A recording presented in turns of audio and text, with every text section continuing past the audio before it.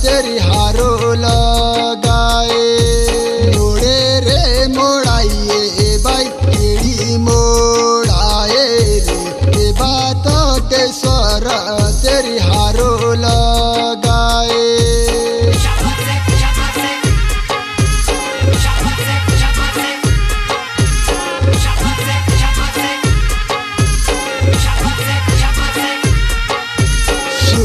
की जंजीरा देवा सुना की जंजीरा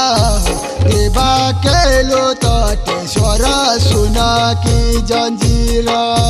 डांडा गाँव बीच नया पानी मंदिर देवा तटेश्वर तेरो नया पानी मंदिर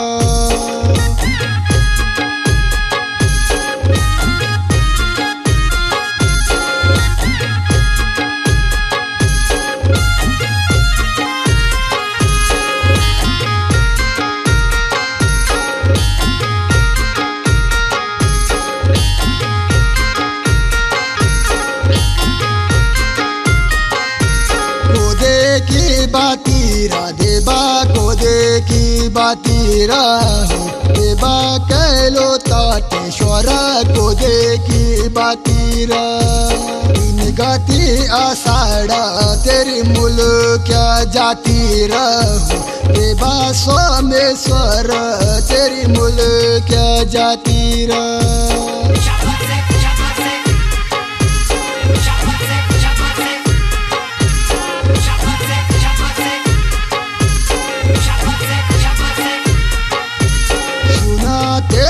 छतीरा देवा चांदीरा डोला देवा कैलो तटेश्वर चांदीरा डोला रवाई घाटी मा तेरो बड़ो भोला देवा सोमेश्वर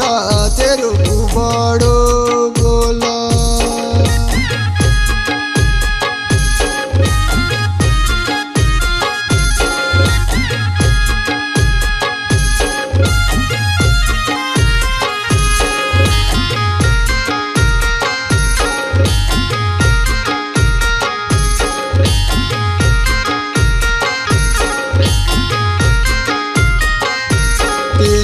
भारी माणी तेला बार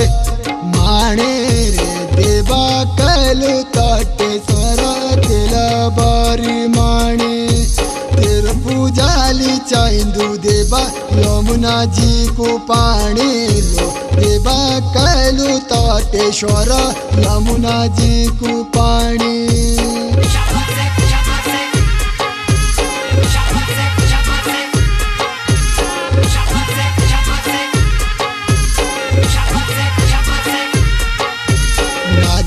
कोठी घाणा नाजी कोठी घाणा लो देवा कैलो तटेश्वर नाजा कोठी घाणा तेरा पूजा लगांदा कोल गाँव बामीणा लो देवा सोमेश्वर कोल गाँव बामीणा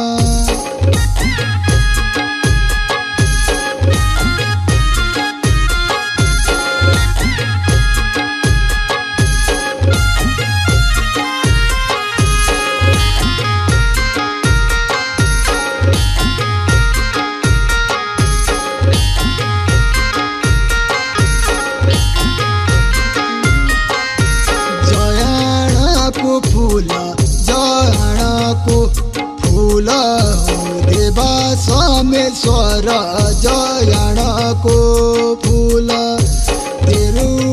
सुपारी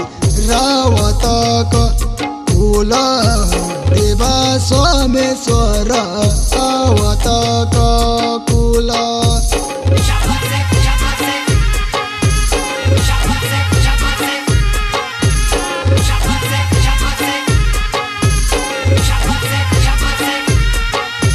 दांडू चाली भेड़ दांडू चाली भेड़ देवा सोमेश्वर दांडू चारे भेड़ फिर जन्म भूमि उच कैलूक फिर देवा सोमेश्वर उच कैलूक फिर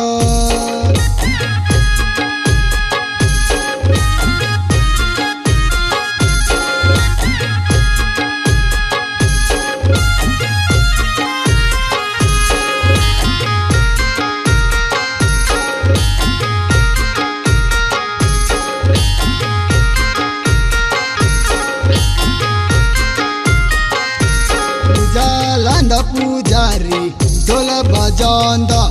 दास हो देवा सोमेश्वर ढोल बजांदा दास तीन गती आषाढ लग डांगर्यो पुरास हो देवा सोमेश्वर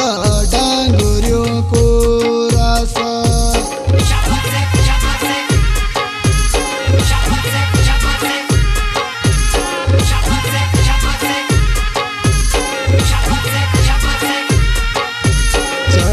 जालू भोग चढ़ी जालो भोग हो देवा सोमेश्वर चढ़ी जालो भोग तेर मंदिर बनाणमा सारो गाँव को सहयोग हो देवा सोमेश्वर सारो गाँव को सहयोग